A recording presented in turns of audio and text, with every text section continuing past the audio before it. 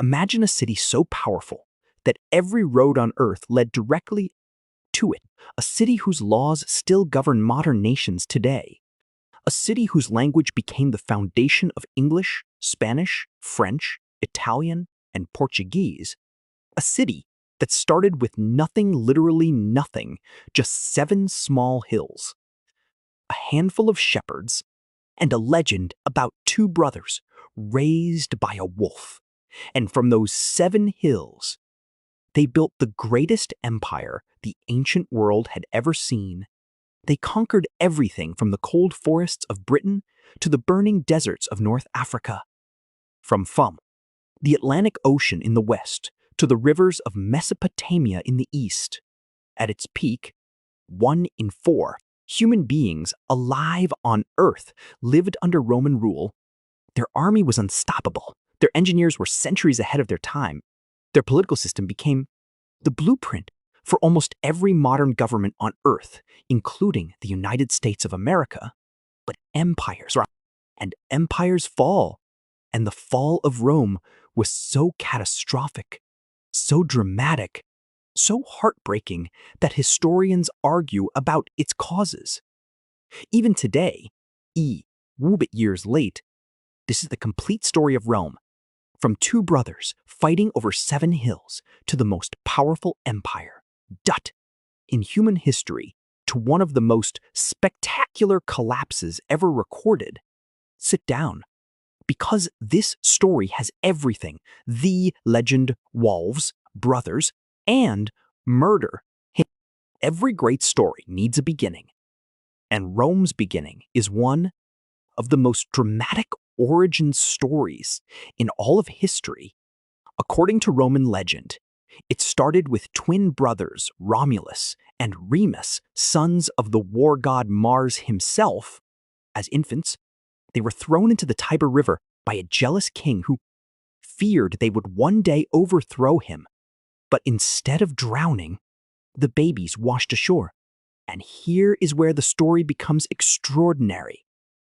A she-wolf found them and nursed them, keeping them alive until a shepherd discovered them and raised them as his own. When the brothers grew up, they decided to build a new city, but they could not agree on which hill to build it on.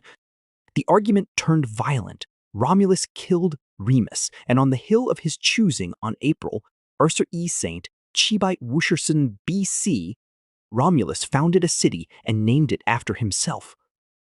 Rome now. Historians debate how much of this legend is literally true. But what is absolutely certain is that around Chibite Wusherson BC, a settlement began growing on the banks of the Tiber River in central Italy. And from that small settlement, something truly extraordinary would eventually emerge: Chiachi Kingdom.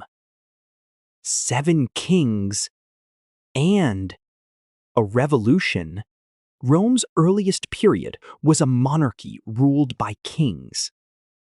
According to Roman tradition, there were exactly 7 kings of Rome. These early kings built the foundations of Roman society. They established the Senate, a council of elders who advised the king. They created early Roman religious practices, military structures, and the basic framework of Roman law. But the 7th king, Tarquinius Superbus, which literally means Tarquin the Proud, was a tyrant. He ruled through fear and violence. He ignored the Senate. He murdered political opponents. He treated the Roman people like servants. In Ubatling-Jul BC, the Romans had enough. The people rose up, drove Tarquin out of the city, and made a decision that would change the course of Western civilization forever. They abolished the monarchy entirely. No more kings, ever. Instead, they created something the ancient world had never seen before: a republic. Power would be shared. 2 leaders called consuls would be elected every single year, so no. One person could hold power for too long. The Senate would debate and decide major issues. Laws would apply equally to citizens. It was imperfect. It was messy. It was revolutionary. and it became the direct inspiration for modern democracy. The Republic centuries of expansion and warfare. The Roman Republic was born in conflict and grew through constant warfare. Rome's early centuries were dominated by wars with neighboring Italian peoples, the Etruscans, the Samnites, the Latin tribe. Battle after battle, decade after decade, Rome slowly expanded its control across the Italian peninsula. But the war that truly tested Rome's survival and revealed something extraordinary about the Roman character came from across the Mediterranean Sea. Carthage. Carthage was a powerful North African city-state that controlled much of the Western Mediterranean.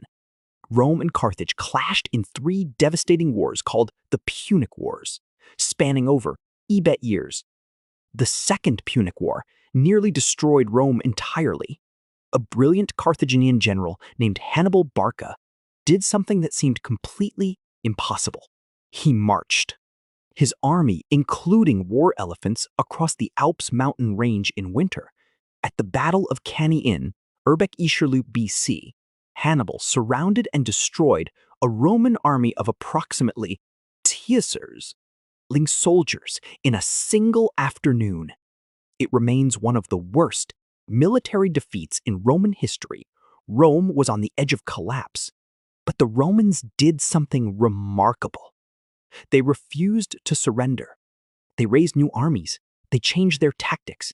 They took the war directly to Carthage in North Africa, and at the Battle of Zama in Urbeck-Lingar BC, the Roman general Scipio Africanus defeated Hannibal decisively. Carthage never recovered. By Urbeck-Isherloop BC, Rome had completely destroyed Carthage, literally leveling the city to the ground, and reportedly salting the earth so nothing would grow there again. The Mediterranean Sea was becoming a Roman lake. Military success created a new problem for Rome. Powerful generals commanding loyal armies became more powerful than the Senate itself.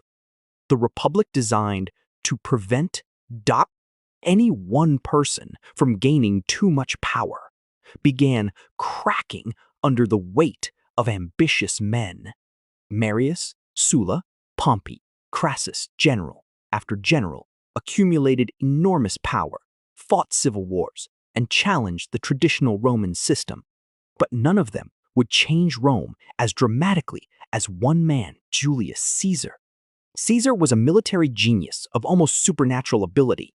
He conquered the whole of Gaul, modern France, in a series of brilliant campaigns, expanding Roman territory dramatically and making himself fabulously wealthy and extraordinarily popular with his soldiers.